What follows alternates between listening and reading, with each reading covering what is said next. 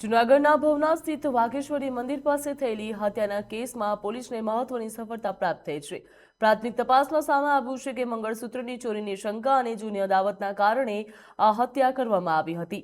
મૃતક ભરતભાઈ ઉપર 3 શખ્સોએ લાકડીઓ અને ઢીકા પાટુથી હુમલો કર્યો હતો। ગંભીર રીતે ઇજાગ્રસ્ત ભરતસિંહને હોસ્પિટલ ખાતે પહોંચાડતા પહેલા તેમનું મોત નીપજ્યું હતું। તો હાલ ભવનાથ પોલીસે આરોપીઓને ઝડપી પાડવા માટે સઘન કાર્યવાહી પણ હાથ ધરી છે। તેમજ હત્યાનું કારણ શું છે તેને જાણવા માટે પણ તપાસ શરૂ કરવામાં આવી।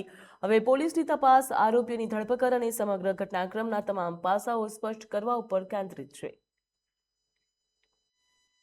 ગઈ મોડી રાત્રે ભવનાથ પોલીસ સ્ટેશન વિસ્તારમાં આવેલા વાઘેશ્વરી મંદિરના ગેટની બહાર એક જે બનાવ બનેલો, જેમાં ફરિયાદી રમેશભાઈ જીવાભાઈ મકવાણા ફરિયાદ આપેલ કે તેમના નાના ભાઈ ભરતભાઈ જીવાભાઈ મકવાણા જે છેલ્લા 12 વર્ષથી ભવનાથમાં સાધુ બની અને રહેતા હોય અને ગઈકાલે તેમને ફોન આવેલો, આથી તેઓ હોસ્પિટલ ગયેલા અને ત્યાં તેમને છે એ જાણવા મળેલું કે તેમના ભાઈ જે આ ભરતભાઈ છે તેમના શરીરે ગંભીર ઈજાઓ પહોંચાડી લોહી લુહાણ કરેલ અને મરણ ગયેલા હોય।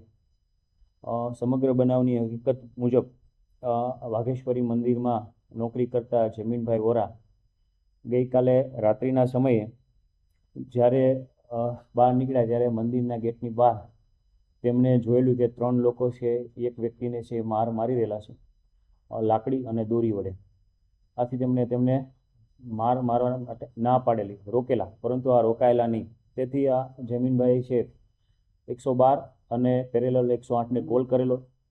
થોડા સમયમાં આ બંને વ્હીકલ ત્યાં આવેલા।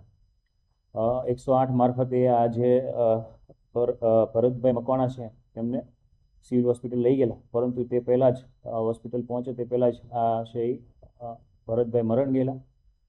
સાથે સાથે 112ની ટીમ પણ ત્યાં પહોંચેલી અને આ જે પિયાગો રિક્ષા GJ11Z9774 પણ આ જે મૃતક છે તેની સાથે સિવિલ હોસ્પિટલ પહોંચેલી।